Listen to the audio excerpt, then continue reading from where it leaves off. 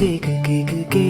ដែលធ្វើឲ្យខ្ញុំលួចស្នេហ៍ដកចិនវិញមិនរួចគេបានធ្វើឲ្យខ្ញុំចេះលួចស្នេហ៍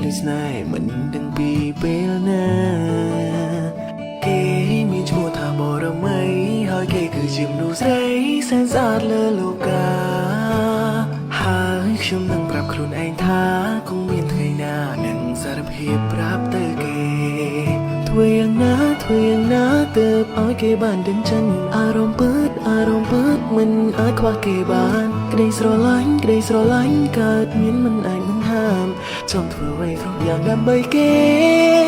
ចូលក្នុងបេះដូងចូលទៅទាំងការកិនបាក់ទៅទាំងចិនមិនអាចក្រោកឈរបានគ្រាន់តែចង់នៅចិនមិនមានការរំខានធ្វើអ្វីក៏បានសូមតែម្យ៉ាងគឺនៅក្បែរតើអូនបានឮទេឬសំឡេងបងទេជាងលោមានមេឲ្យអូនយល់ចិត្តស្នេហ៍មួយនាទីក៏ដោយឲ្យតែបាននៅក្បែរចង់មើលចង់ថែស្រឡាញ់គ្នាមួយជីវិត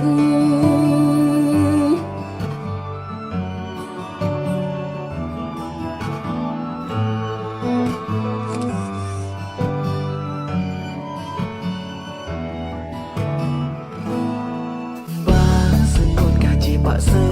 បងនឹងបន់ស្រន់រាល់ថ្ងៃឲ្យកើតជាវេហា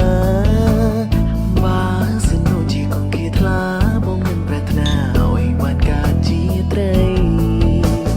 បាផែនដីវាឡាយបញ្ឈុំខ្ញុំនឹងចាប់គេមកតុងដាក់ក្នុងពេលរាត្រីហើយខ្ញុំលែងឲ្យមានពេលថ្ងៃគឺមានតែថ្លៃជាមួយស្រីនៅក្បែរគ្នាធ្វើយ៉ាងណាទើបឲ្យគេបានដឹងចិនអារម្មណ៍ពិតមិនអាចខ្វះគេបានក្តីស្រឡាញ់កើតមានមិនអាចនឹងហាមចង់ធ្វើអ្វីគ្រប់យ៉ាងដើម្បីគេចូលក្នុងបេះដូងចូលទៅទាំងការកិន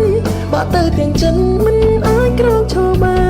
នគ្រាន់តែចង់នៅចិនមិនមានការរំខានធ្វើអ្វីក៏បានសូមតែម្យ៉ាងគឺនៅក្បែរតើអូនបានឮទេ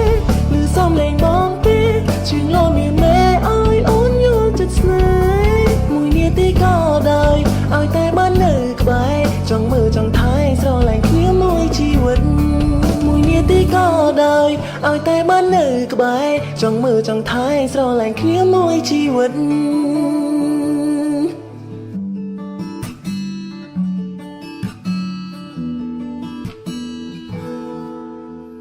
គេដែលធ្វើឲ្យខ្ញុំលួចស្នេហ៍ដកចិនវិញមិនរួចគេបានធ្វើឲ្យខ្ញុំចេះលួចស្នេហ៍មិនដឹងពីពេលណាគេមានឈ្មោះថាបរមីហើយគេគឺជាមនុស្សស្រីសែនស្អាតលើលោកា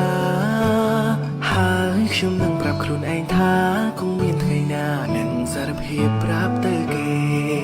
ធ្វើយ៉ាងណាទើបឲ្យគេបានដឹងចិនអារម្មណ៍ពិតមិនអាចខ្វះគេបានក្តីស្រឡាញ់កើតមានមិនអាចនឹងហាមចង់ធ្វើអ្វីគ្រប់យ៉ាងដើម្បីគេចូលក្នុងបេះដូងចូលទៅទាំងការកិនបាក់ទៅទាំងចិនមិនអាចក្រោកឈរបា